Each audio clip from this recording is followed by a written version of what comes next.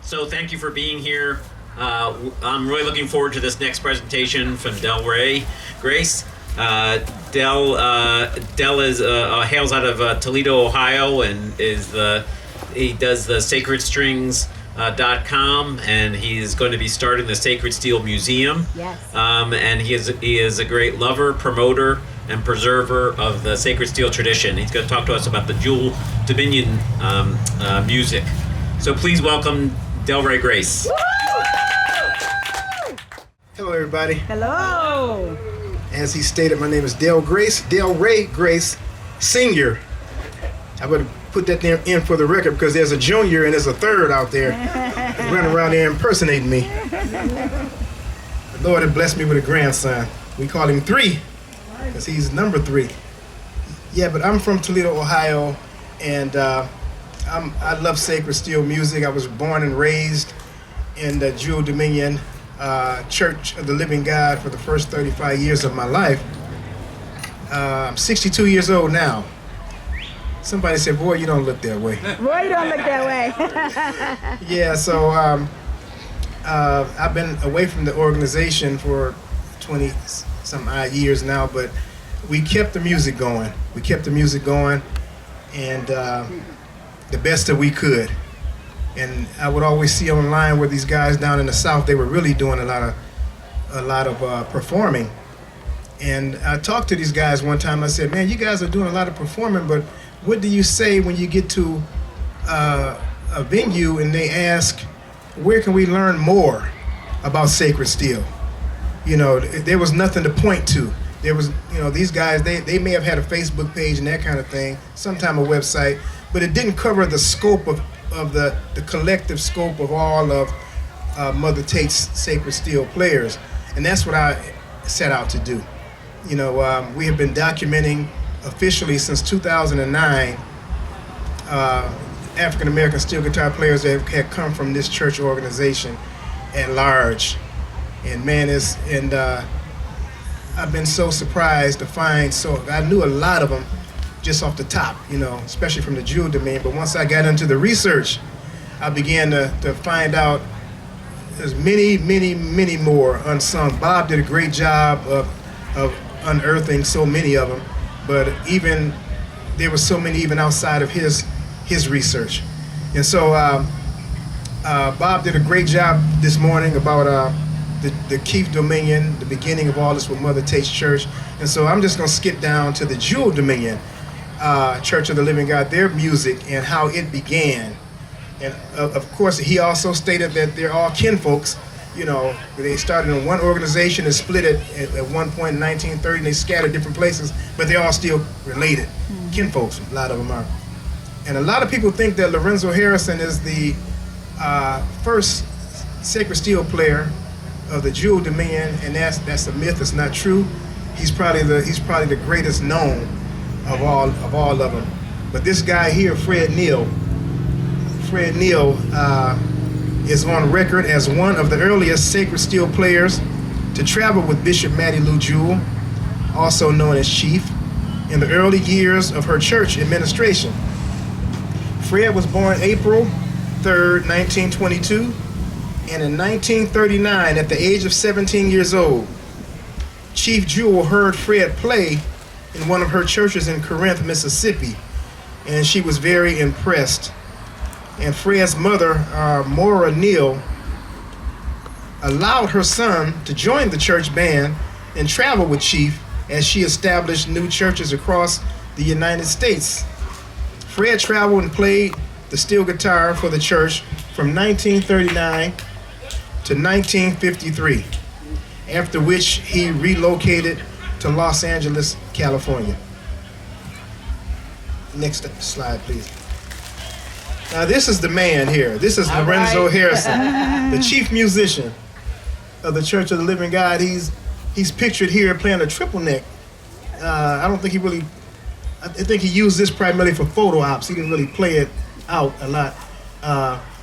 But that's him there. Lorenzo Leonardo Harrison is his complete name. And that's Chief Jewell sitting next to him down here. And she was the greatest leader of the Jewell Dominion Church. She was the senior bishop for 52 years, I believe, and she passed away in 1991. And the other picture over there is a picture of the Jewell Gospel Trio. They recorded back in the 50s. And Lorenzo Harrison, he was on there playing the lap steel guitar. I think that's a double neck he's playing here. And Harvey Jones is the guitar player, standing up. And the drummer is Corneva Burns. And those were the three-piece band that Bishop Harrison traveled with. And he's got his sound from that three-piece band. Just to give you a little bit of background on Lorenzo, he is the father of the Jewell Dominion steel guitar tradition. He was born February 11th, 1925 to Frank and Henry Etta Harrison in Ocala, Florida.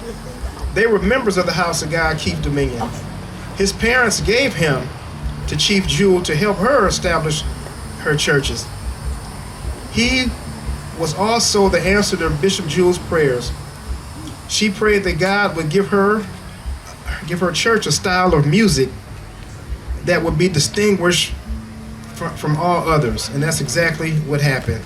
After she laid hands on him and prayed for him, Lorenzo began to re-engineer and overhaul the music of the church department. I'm going to tell you a few things that he did. And what all that means is, I think they were trying to get away from how the Keith Dominion sounded and have their own and establish their own sound. And so in his later years, for musicians, they would know what this means. In his later years, he liked playing in the open key of E. And so he encouraged the worship leaders when they sung songs to pitch their songs in the key of E. Okay. And one of the main reasons we play in the key of E now, opposed to playing in a lot of what they call closed keys, you have more of the neck to work with when you're in open E. You got 12 frets, 24 frets to work with. If you're in a closed key, it limits your capacity. Not your skill, just limits your capacity somewhat. Okay, and some of the hymns were originally slow and melodic, and he sped those up, trying to distinguish their church music from the Keith Dominion music. The dance music was originally up-tempo like you hear now, but over the years, he slowed the tempo down. Instead of driving in one change with the dance music, instead of doing that just in one change, he decided to cycle through all three changes to make a difference and a distinction. Okay, Lorenzo, he was like a praise and worship leader before the term was even popular like it is now today. Lorenzo single-handedly, he redefined what can be played on a lap steel guitar. People will come from miles around to hear him play and to see the church dancing and rejoicing to the music of the Church of the Living God. Next slide, please. Okay, I wish we had more musicians over here so y'all can check out his gear. Right. This is the gear that Lorenzo used. And this is Lorenzo, and this is his late wife, Freddie Mae Harrison. She's from Toledo, believe it or not. She was my godmother. Okay, and he's sitting there, maybe I'll read this. Okay, after many years of playing and experimenting with steel guitars and amplifiers and effects units, Lorenzo settled on a custom-made Showbud 8-string lap steel guitar. And that's what he's playing right there. He had that built many years ago. It's 8 strings, it's a lap steel guitar, and that was his signature. Okay, and he also settled on a Fender, and these are Fender guitars up here. These are all Fender. These are workhorses right here, man. Because of the many hours of playing that was necessary, with these kind of musicians, they needed a workhorse amp that would stand the test of time. And so Lorenzo settled on the Fender twin reverb amplifier. It's a tube amplifier. He liked that warmness that tubes give you when you play. And so even to this day, a lot of us they're heavy as something else. They're heavy amplifiers. Especially when these aren't twin reverbs. They're a little bit bigger than these, but they are heavy. And he also went to the JBL speakers right there on the bottom. And those things are heavy too. I have one amp set up just like that, and I leave it in the basement. My back hurts every time I think about that. So he did that, and that Morley wah pedal, whoever brought me one to the other stage over there, I thank him. Somebody showed up with a Morley wah pedal. Normally only Jewell Dominion players, that's a signature of ours. Right. A Morley wah pedal. Some of them have the half stack, they don't have the big box on the end, which is an organ sound. Lorenzo loved the sound of an organ. And so that's why he started that in 1974. I think I bought my first one. I was working at McDonald's, man. I get paid every 2 weeks, and my check was about $300. I think the thing was $288. I bought it anyway. I was broke for another 2 weeks. Had to have it though, man. Had to have it. But anyway, and I say this to people: when you hear Lorenzo play, you not only hear skill and anointing, you hear money. This stuff was expensive here, and he ran with the top echelon of the church, so they made sure he had the best equipment. And that's what you're looking at there. In the mid-1970s, Lorenzo introduced the vintage Morley rotating power wah pedal, which it was basically an organ expression pedal, which became the signature of most of the Jewell players using the Morley rotating wah. Lorenzo single-handedly changed the whole concept of the things that could be played on the steel guitar. This African-American music legacy, also known as sacred steel music, changed the way most people perceive and approach the steel guitar. And for over 50 years, that's been a Jewell Dominion signature. And it's still, Bishop Harrison, he died in 1986. And about 20, 30 years, 25 years he's been dead. And but that sound still lives today. Right. Next slide, please. Wow. All right. Now, he didn't just play music. Now we're giving Ben accolades for being a steel guitar builder, and rightfully so. But I should have had a picture of my wife and my brother-in-law, their great uncle, Felton Williams. He was the first builder in the Jewell Dominion of lap steel guitars. And he actually built one, and it's in the Smithsonian right now. And as a matter of fact, I have an audio of him playing in the Smithsonian because they needed the audio to apply it to the steel guitar that he built. And so they licensed that audio footage from me for 10 years. Awesome. So it's been about 6 or 7 years, and I'm going to need some more money, Smithsonian, when the contract is up. Oh, All right. yeah. But anyway, this is what's called the Lorenzo's harp. Bishop Harrison, he designed this. He gutted out, I better read it. Lorenzo Harrison designed the Lorenzo's harp in the mid-1970s. The harp is a gutted out Hammond M3 organ. I heard of a B3. I had never heard of a 3 until I started doing the research. The harp is a gutted out Hammond M3 organ. It's fully functional. Wow. In other words, it's got the amplification built into it. Fender amplification, because he loves Fenders. He got JBL speakers. That the third photo up there is two 12-inch speakers on top, and there's a big 15 made into the back of that cabinet right there. And he even had the you see on this first picture, you see the Morley wah pedal. He has that down there, and right above that is actually amplification for microphones. You can plug 8 microphones into there. You can see it on the side, the connections on the side, the bottom right there. And it was just a one-man setup right there. And so he traveled around to show that to a lot of the surrounding churches, sister churches. And that didn't last long because I remember he brought it to Mount Clemens, Michigan. And I was one of the ones helping to carry that baby in. Even though it had wheels on it, you still had to pick it up over stairs, you know. And then we were like pallbearers, man. Like 20 of us on that thing trying to carry it. It was heavy. And so, like I said, it didn't last long as far as them traveling around. But it's still in existence. It's still at the headquarters church right now today in Indianapolis, Indiana. These pictures are courtesy of his protege, Ronnie Mosey. Ronnie Mosey, he had it in his garage. He actually lives in Bishop Harrison's house, the house that Bishop Harrison had. They gave it to him. He was the chief musician for quite a while after Bishop Harrison. He took these pictures for me, And I thought that was just amazing. As a matter of fact, I tried to reinstitute something like that. I couldn't afford all that, the real stuff. I had plywood and all that, and I got it in my garage. Now my wife's always yelling at me, when you gonna move this out? I might be able to make it work though now. I might be able to make it work. So let's go to the next slide, please. Could he control the volume of the singers? Yes, he could. Yes, he could. Controlled everything. He controlled everything right there. So he not only told them what key they were going to sing in, he controlled how loud they were. He controlled how loud they were. That's still guitar heavy. That's right. Yes, it was. Yes, it was. Good question, Dave. Good question. Okay, these are the people. Bob Stone, I put my research hat on like you. And I did all I could do to find out who built this thing for him, and I finally found him. Wow. It took me about 20 years, but I finally found him. There's a music store in Indianapolis, Indiana called Arthur's Music Store.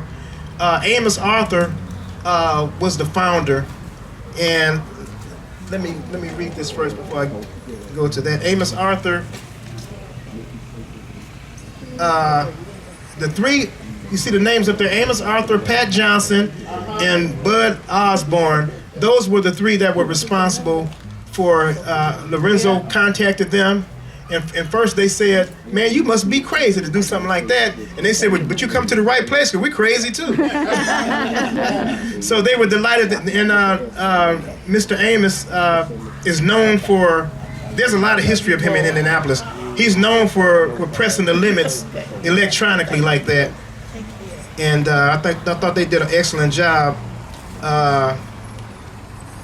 Amos Arthur, Pat Robinson, Bud Osborne, they were masterminds as far as putting two instruments together that had no business being together, figuring out how to make it work. Pat, along with Bud Osborne, helped Amos with the design and construction for Reverend Harrison. That's what they called him back then. I want to say the lady right here at the bottom, her name is Linda Osborne. She's the owner. She's the daughter. She's the owner of the music store right now. And you see yours truly standing next to her. I think I got the same clothes on. I was representing, man. And to my right is a picture. It's a vague picture of Mr. Amos, and he's holding a guitar in his hand. It's something else that he helped to create. But you can see a picture of Lorenzo Harrison there. They were sizing him up as they were building the guitar. They had him come in and sit down at it so they can make sure everything was everything. And you can see the electronics and everything on the bottom picture down there that I just described. He's got a cassette player down underneath along with that stereo system for the microphones, and it's a Bad Stone phase shifter to the right.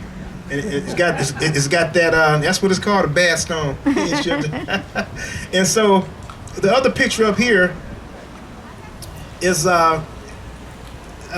he's Pat Robinson. He's the electronics guy, and he's in his 80s right now, almost 90 years old. He's still alive. He's a minister.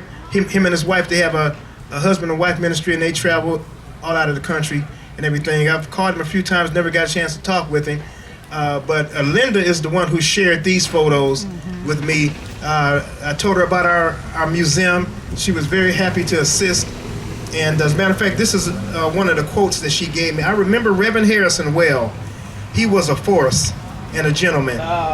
He made enough of an idea of what he wanted that he was able to get my dad excited about creating the unit. And this is what you have. Like I say, it's still in existence in Indianapolis, Indiana. The church has it. Last I heard, they were going to put it under a plexiglass case, to preserve it. All right, what do we got next here? Oh, that was the last one? Oh, man, I'm You're done. right about a time. So. Yeah, right. I'm out of time. No, if you want to take questions. Okay, any questions? I try to answer best I could. Okay, I have a question yes, ma'am. as your wife, but you can share. I want to know, why did you decide to do what you're doing now? As far as preserving the music? Preserving the music, yes. Actually, I really felt like God moved on me in 1980. Okay. And that's a good question, because I want to say this. In 1980, and I I started trying to preserve. I didn't have any background in that. I tried documenting stuff best I could. I got a lot of musicians together. We were going to do a CD, sort of things that Bob Stone and R. Hooley had done later on. And but a lot of the church came against that idea. This is the church's music. We don't want the church music outside, and they talked me out of it. And this was in 1980. I was 20 years old. And then we didn't have computers. And see, 15, 16 years later, after I married my wife, she had a computer. And somehow or another, we bumped into Bob Stone, what he was doing with the church. And I was like, wait a minute, they condemned me for this, and talked me out of it. And then, and then I see Bob Stone and doing a wonderful job. There's nothing against Bob, don't get me wrong now. He's an innocent bystander in how I was feeling, But anyway, when I saw what Bob Stone was doing, I felt like I had to repent that I allowed people to talk me out of what I felt like was my calling on this planet. And people wonder, why do you go so hard in Sacred Steel? Because God gave me a second chance to do this. And Bob Stone, I piggybacked off you in many days. I get on the computer, okay, he's doing that, okay. I can use some of that, and for what I'm doing. So anyway, R. Hooley, Bob Stone, all the people that works with you, I salute you, man. I give you your respect and your honor because you do that, because the Bible says this, it provoked me to jealousy. Come on, right. A righteous indignation. Nothing against you, Bob. No, nothing against you. But anyway, it got me back on the horse, man. It really did. It got me back on the horse. This is why I go so hard in Sacred Steel. And I think God is pleased because He's opening up many opportunities for us right now. And it's all because what Bob Stone was able to do. He was able to break through something that we couldn't break through, even though we were a part of it. It took an outsider to come in, and he showed us the possibilities. Showed us the possibilities of what this music could be. And so I thank you for that again, man. Right. Really do. Kelly, that was a good question. All right. That's my wife. Okay. Yes, sir. So where does Robert Johnson and all the other just slide players of a regular guitar fit in with all this? They just play a regular guitar with a slide. Yeah, but actually they don't fit into the church's history. They don't fit into the church's history. Some of them, I found some guys who, like their grandfather was a member of the church, and he left many years ago and had grandchildren. He just taught them how to play the guitar, not informing them of the history that he came from. And I'm finding guys like, man, that's my grandfather. And I'm playing it. He never told me, but he bumped into Sacred Steel online and contacted me, and we started connecting the dots. A lot of these guys I'm connecting the dots with. Some of these guys are using the instrument the same way we're using it, no dots to connect. But I have brought them in because Jesus said we have sheep of other fold, And so that's my approach. These guys are doing the same thing we're doing. Let's include them. Let's include them. Yeah, Robert Johnson and those guys, they're most of them guys started in church some kind of way, And so if I understand your question, but a lot of them never pursued Sacred Steel. Okay. Yes, sir. Are we finished? I think so. Thank you, everybody. Good job. God bless Sacred Steel. Let's hear it for Del Grace. And thank you for all your work. It's really fantastic. You should definitely check out his website. And we're looking forward to the day that we can be there for the ribbon cutting for the Sacred Steel Museum.